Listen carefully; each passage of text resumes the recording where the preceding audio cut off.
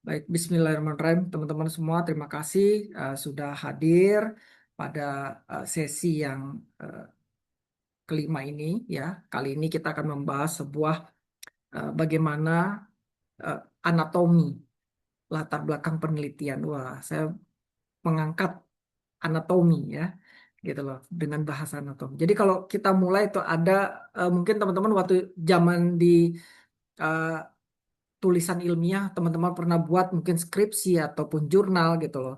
Mungkin ada yang pernah ditolak teman-teman oleh dosen atau reviewer gitu karena latar belakang itu dianggap lemah. Ya, pasti ada lah gitu ya.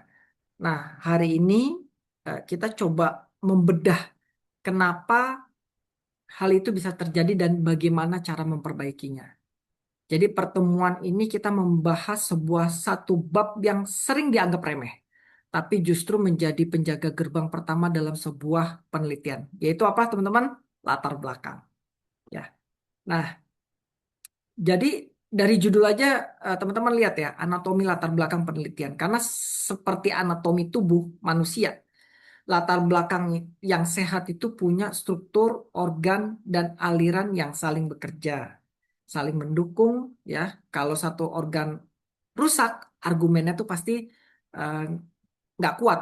Nah, kita akan pelajari satu kerangka yang saya sebut ada di sini ada nanti 5 alur ya, dan saya jamin teman-teman setelah sesi ini teman-teman nggak akan pernah lagi nulis latar belakang dengan pola atau cara yang lama, teman-teman. Baik, nah, di sini teman-teman ya, saya selalu membuka ya, kalau kita lihat ini slide ini ya, menyampaikan bahwa apa namanya, teman-teman mungkin familiar ya, eh, ada cara kebanyakan peneliti atau mahasiswa itu menulis latar belakang banyak titik, banyak informasi, tidak ada arah ya, nggak ada benang merahnya bagaimana ya. Pembaca membaca paragraf pertama, lalu kedua, lalu ketiga dan bertanya ini mau kemana sih sebenarnya ya kan, bingung gitu loh. Nah, ini yang disebut dengan jebakan informasi, teman-teman. Mahasiswa atau peneliti ya mengira bahwa semakin banyak data yang dikumpulkan semakin kuat latar belakangnya. Padahal yang terjadi itu malah sebaliknya, justru makin lama makin kebingungan. Nah, kalau kita lihat sebelah kanan nih, nah, ya kan, garis yang menyatu ke satu titik ya, teman-teman ya. Nah, informasinya banyak, tapi semua bergerak menuju satu titik. Nah, inilah yang disebut dengan justifikasi logis. Setiap fakta, setiap data, setiap paragraf punya satu misi, membuktikan bahwa riset teman-teman harus dilakukan. Nah, di bawah slide ini ya, kalau saya eh, kenapa saya bikin kotak kecil itu ya, saya pengen teman-teman hafalin. Latar belakang bukanlah ringkasan sejarah, latar belakang adalah corong logika yang mengiring pembaca menuju satu kesimpulan yang nggak terbantahkan. Jadi riset teman-teman itu harus dilakukan. Nah, jadi tolong benar-benar camin ini yang tulisan yang kotak ini. Wah, itu teman-teman. Ya. Nah, ini teman-teman yang tadi saya coba menjadi pembuka saya. 5 alur latar belakang. Ya. Bagaimana membangun corong logika itu. Wah, jadi kalau dilihat teman-teman bentuknya ya, corong atau apa, funnel ini ya. Mulai dari luas di atas dan semakin menyempit ke bawah hingga menjadi satu titik yang presisi. Nah, itu tujuan penelitian, teman-teman. Nah, 5 alur itu mulai dari fenomena global, kita buka dengan isu yang besar. Ya kan? Nah, ini adalah konteks makro yang membuat pembaca ini, oh ya ini benar ada masalah serius. Ya, entah itu apa ya namanya, isu besar di dunia atau apapun ya. Kalau dulu eh, berapa tahun yang silam itu isu COVID tuh selalu diangkat. Wah, ini kan COVID itu merubah apa namanya semuanya ya. Nah, alur kedua ini konteks spesifik. Dari isu global kita persempit wilayahnya ya, ke wilayah, industri atau populasi yang menjadi fokus kita. Nah, di sini kita mulai menarik batas. Ini bukan tentang dunia, ini tentang Indonesia, atau tentang sektor transportasi, atau tentang apa namanya eh, public service, dan lain-lain semuanya gitu. Dan alur ketiga adalah masalah yang nyata atau riset gap. Nah, ini jantung daripada latar belakangnya teman-teman. Nah, di sini coba kita tunjukkan ada masalah yang belum terpecahkan, ada celah penelitian yang masih terbuka, ada pertanyaan yang belum dijawab oleh beberapa literatur. Dan yang keempat arah pendekatan. Setelah masalah diisolasi, kita berikan sinyal kepada pembaca ini cara yang akan saya gunakan untuk menjawabnya. Jadi bukan metodologi detail, cukup gambaran besar. Dan alur kelima adalah tujuan penelitian. Tutup dengan pernyataan tujuan yang tegas, terukur, dan langsung menjawab riset gap di alur ketiga. Nah, ingat ya teman-teman, ini bukan 5 paragraf acak, ini adalah 5 langkah logika yang saling terhubung. Seperti kalau saya analogikan itu seperti rantai. Ya, putus satu mata rantai, argumennya pasti lemah. Nah, gitu teman-teman. Nah, ini tahap pertama, ya, fenomena global. Ya, kalau saya ambil makronya seperti itulah. Bayangkan teman-teman, ya, sedang teman-teman sedang membuka presentasi di hadapan mungkin menteri kah, dirjen kah, atau investor ya. Eh, Teman-teman nggak langsung bilang saya istilahnya butuh dana atau memulai dengan industri ini mengalami disrupsi besar-besaran. Nah, nggak seperti itu, teman-teman. Nah, fenomena global itu pintu masuk penelitian teman-teman. Ya, di sini sederhananya tren, makro, isu sosial, atau disrupsi industri berskala besar yang sedang terjadi saat ini. Ya, tujuannya membuat pembaca atau dosen pembimbing atau reviewer atau penguji sidang langsung engage, ya, membuat mereka berkata tuh, oh ya ini memang relevan nih. Cara menulisnya mulai dengan pernyataan yang luas, yang diakui oleh secara universal, tidak perlu terlalu spesifik di sini, ya. Justru sengaja dibuat lebar, teman-teman.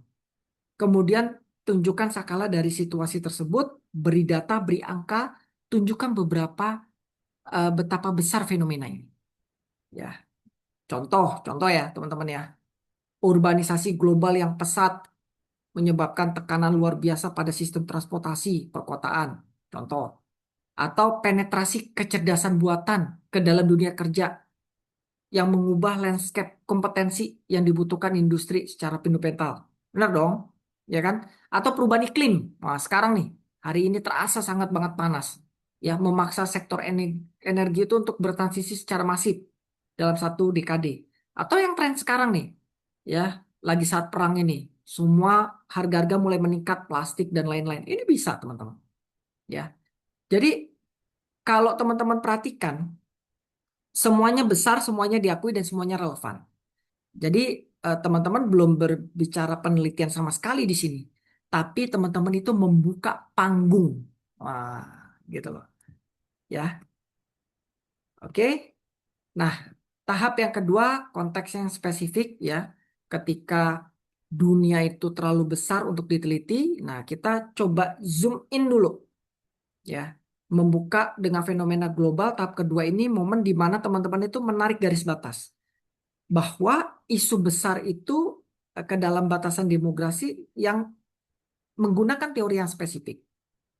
Jadi ini bukan mempersempit masalah ya, tapi memperjelas fokusnya teman-teman. Nah, cara menulisnya mungkin ya ubah kata-kata luas itu menjadi batasan konkret. Contoh dunia, ya. Kalau dunia itu kan terlalu luas. Nah, masuk lagi ke industri logistik sumpama atau masyarakat umum, populasi menjadi populasi lansia di perkotaan Jakarta. Atau sektor pendidikan itu umum, tapi dipersempit lagi menjadi mahasiswa program vokasi di perguruan tinggi swasta. Itu kan jadi sempit ya. Nah ini momen di mana pembimbing atau penguji itu mulai oh ini bukan penelitian yang terlalu ambisius, ini punya fokus yang jelas teman-teman. Nah, kesalahan umum pada tahap ini ya kadang-kadang eh, mahasiswa atau peneliti itu melompat langsung dari global ke tujuan tanpa menyempitkan konteks. Akibatnya penelitian itu atau tulisan itu terasa kayak ngambang, nggak jelas siapa yang diteliti di mana dan dalam kondisi apa. Jadi triknya adalah gunakan satu atau dua paragraf sini, nggak usah terlalu panjang. Yang penting pembaca tahu persis di mana penelitian teman-teman itu berlabuh. Wah, ya. Nah, teman-teman di sini kita masuk ke tahap ketiga. Ini adalah tahap yang paling banyak dilakukan dengan salah, teman-teman. Ya. Dan ini adalah tahap yang paling menentukan nasib daripada proposal ataupun tulisan ilmiah, teman-teman. Ya, kalau teman-teman perhatikan ada dua balok di sini bertulisan kondisi ideal serta realita. Ya, teman-teman ya. Di antara keduanya ada celah. Nah, itulah yang disebut dengan riset gap. Apa itu riset gap? Friksi antara apa yang seharusnya terjadi berdasarkan teori, kebijakan atau harapan, dan apa yang benar-benar terjadi di lapangan. Contoh, contoh, kondisi ideal semua karyawan yang memiliki literasi digital eh, yang memadai di bekerja di industri 4.0 ya. Realitanya apa? Survei menunjukkan 67% tenaga di sektor manufaktur Indonesia belum terpapar pelatihan digital sama sekali. Nah, itu celah riset gap, teman-teman. Ya, celahnya di situ. Nah, jadi kata-kata transisi yang apa namanya bisa digunakan namun contohnya apa namanya di sisi lain ya, kenyataan menunjukkan namun demikian dan lain-lain ya gitu. Nah, kemudian buktikan bahwa literatur saat ini itu gagal menjawab masalah spesifik saat ini. Jadi eh, teman-teman cukup hanya mengatakan masalah ini ada, tapi teman-teman itu harus menunjukkan bahwa penelitian sebelumnya belum menyentuh secara memadai. Ya, kalau saya sering ya, karena ini di sini apa namanya kelasnya juga majemuk teman-teman pajak ya, masalah kortek, ya kan? Ini kan menarik teman-teman, bahwa harusnya dengan kortek itu diharapkan pemerintah memiliki pendapatan yang cukup signifikan. Tapi kenyataan realita di lapangannya bagaimana? Nah, teman-teman yang bisa jawab. Ya, nah, jadi ini perbedaannya ya antara mengeluh dengan argumen, ya. Jadi kalau kalau orang-orang yang nggak ini, jadi masalah apa namanya, mas. Jadi sorry, masalah ini perlu dibuktikan dengan literatur dan bagaimana teman-teman menjawabnya. Oke, selanjutnya teman-teman, ya. Kita masuk ke tahap keempat, bagaimana arah pendekatannya, ya. Setelah kita membangun apa namanya ketegangan, ya. Nah, teman-teman coba apa namanya kita lihat masalah ini serius dan belum terpecahkan, tarik di situ. Nah, kita berikan kayak semacam harapan. Jadi tahap keempat ini momen di mana teman-teman memposisikan sebagai problem solver. Ah, teman-teman itu menawarkan arah seperti sebuah jembatan nih yang saya contohkan ya, gitu antara masalah yang ada dengan solusi yang mungkin. Jadi yang dimaksud dengan arah pendekatan itu bagaimana kerangka kerja, metodologi dan perspektif yang baru. Nah, teman-teman tawarkan sebagai jalan keluar dari riset gap yang teman-teman identifikasi di tahap ketiga tadi. Nah, jangan detailkan metodologi di sini. Enggak, teman-teman. Ini bukan bab metodologi penelitian. Cukup berikan cetak birunya. Jadi kalau teman-teman itu bisa tulis kayak gini ya. Cukup menyampaikan penelitian ini akan menggunakan pendekatan campuran. Atau dengan mengadopsi kerangka teori X, studi ini akan menganalisis apa. Atau begini, melalui simulasi berbasis data, penelitian ini bertujuan untuk mengembangkan model apa. Nah, jadi satu dua kalimat itu cukup. Jadi bukan tujuannya menjelaskan prosedur, tujuannya adalah membuat penelitian teman-teman itu terlihat terencana dan visioner. Seperti itu teman-teman. Oke, selanjutnya adalah tujuan penelitian. Nah, kita sampai di ujung corong ya. Ini adalah momen resolusi, momen di mana semua yang kita bangun sejak tahap satu itu mendapatkan jawabannya. Tujuan penelitian adalah puncak dari logikanya teman-teman. Ini adalah janji utama teman-teman kepada pembaca. Janji itu harus langsung menjawab riset gap yang teman-teman sampaikan di tahap ketiga. Nah, cara nulisnya gimana teman-teman? Gunakan kata kerja yang aktif dan terukur. Contoh, penelitian ini untuk menguji, untuk merancang, kan bla bla bla, untuk mengevaluasi, untuk menganalisis, untuk mengembangkan, dan lain-lain sebagainya. Jadi jangan tulisannya penelitian ini untuk mengetahui. No, no. Ya, tidak begitu teman-teman. Teman-teman tuh kelasnya kelas master atau kelas ini jangan bilang untuk mengetahui. Mengetahui apa teman-teman? Ya kan? Nggak seperti itu. Untuk penguji bisa. Untuk menganalisis boleh. Untuk mengembangkan juga oke. Ya. Jadi hindari kata-kata yang pasif atau ambigu. Untuk tadi saya bilang untuk mengetahui, untuk memahami, karena nggak terukur teman-teman. Ah, nggak menunjukkan kontribusi ilmiah. Jadi jika tujuan penelitian bisa dimengerti tanpa membaca tahap 1 sampai 4, berarti teman-teman itu gagal membangun istilahnya tadi corong ini, ya teman-teman ya. Tujuan yang baik adalah tujuan yang terasa seperti satu-satunya kesimpulan logis dari semua yang dibaca sebelumnya.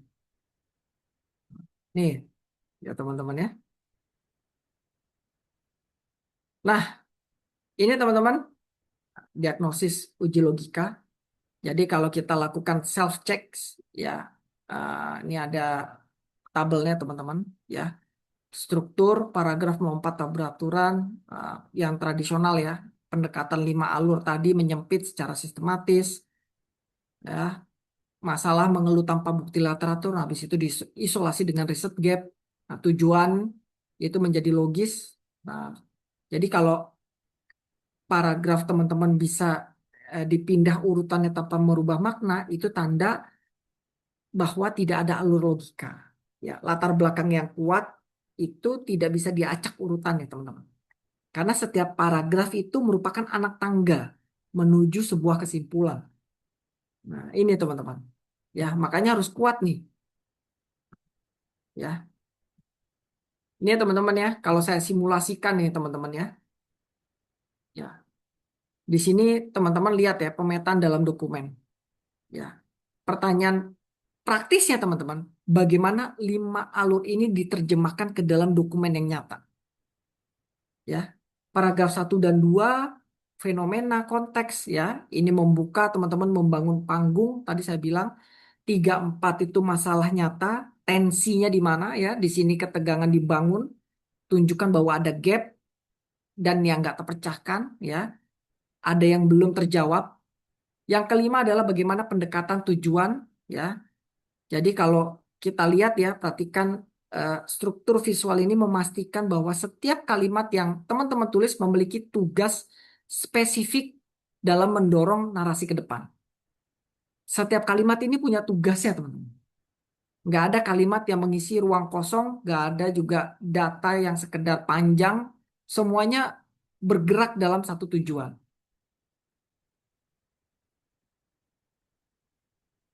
Nah ini, teman-teman, penutup ya. Jadi latar belakang yang berlian tidak diciptakan dengan mengumpulkan lebih banyak fakta, melainkan dengan memotong informasi yang nggak perlu hingga menyisakan satu jalan logis menuju tujuan teman-teman. Jadi saya ulangi ya teman-teman ya, bukan dengan mengumpulkan lebih banyak, tapi memotong yang nggak perlu. Ini perubahan apa istilahnya paradigma yang saya harap teman-teman itu pegang betul. Kebanyakan eh, banyak orang penulis itu berpikir bahwa latar belakang itu tebal, merupakan latar belakang yang kuat. Enggak, latar belakang yang logis adalah yang kuat. Pakai 5 alur yang tadi saya jelasin, ya. Jadi mudah-mudahan teman-teman itu bisa apa menyusun latar belakang dengan baik. Oke, teman-teman, ya.